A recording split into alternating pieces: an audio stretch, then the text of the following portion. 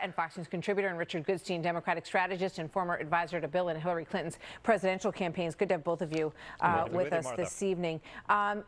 Just quick reaction from each of you to that news about Andrew McCabe this evening. Mark?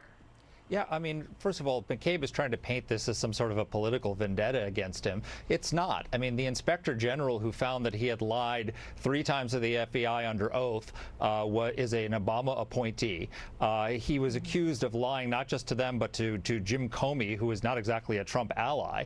His firing was recommended by the head of the Office of Professional Responsibility at the Justice Department, who at the time was an Obama appointee, and the charges were recommended by career prosecutors. So you're saying it's been a very fair process, an even-handed process for him. Absolutely. Richard, And I agree with Trey Gowdy that it should give, the FBI and the Justice Department have been battered in their reputation. It should give us a little bit of confidence that maybe things are righting themselves. Okay. Quick thought, Richard, and then I want to get some more What's thoughts. odd about this is this process began 18 months ago when the grand jury was brought together to hear the evidence. 18 months ago. And the grand jury term expired.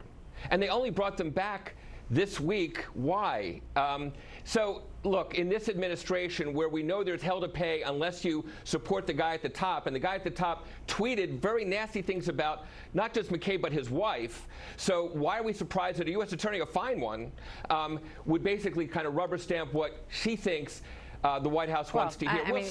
He put through an appeal, so that's why it was back in the news, because they had to make a decision on that appeal. One quick thing, understand, McCabe is seen as a Clinton toady. He green-lighted the FBI looking into the Clinton Foundation. Right, and that's something that he leaked information about. He wants to make it very clear that he sees himself as an even-handed player there. I want to switch gears here and get your thoughts on some of the politics with regard to impeachment. And let's put this up on the screen, because it has been called a lot of things, an absolute disaster among them in terms of the effort that's going on right now on the House side. This is from Dan Pfeiffer, former senior Obama advisor, saying the politics of impeachment are debatable. Maybe they're good, maybe they aren't. No one knows. But I do know that the current Democratic strategy of telling the base that they are impeaching Trump and telling the moderates the opposite is an absolute disaster. Richard.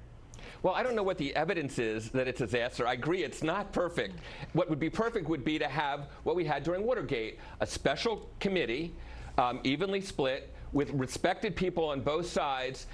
And look, when the Nixon, in the summer of 1973, before the Watergate hearings, 19% of the public thought that Nixon should be impeached. And after the Watergate hearings and after the House impeachment hearings, that number ultimately went up to 55. So that's what the Democrats, I think, are trying to say. You want to see that hearing process move through? I think we need to get the evidence out, not just about Russia and Mueller, but everything else. Well, Mark, I mean, essentially they've put together the panel to discuss whether or not the panel should go ahead and do an investigation. It looks to me like they're, throwing some chum in the water to make some people happy, to show that they're actually doing something at this point. Yeah, my message to the Democrats is listen to Richard. Do what Richard says, because it's the absolute worst thing you could possibly do for yourself. Look, for years we heard, 2 years we heard from the Democrats that Donald Trump was a Russian agent and a traitor who had betrayed his country, and it turned out it was nothing but a conspiracy theory. He didn't do it, and so now so the American people took those charges seriously because they were very serious charges, and we spent 2 years, tens of millions of dollars, and it turned out not to be true. So keep going, Democrats, keep investigating him. We gotta leave it there. Thank you, gentlemen. Good to see you tonight. Coming up next, an absolutely stunning moment in court today.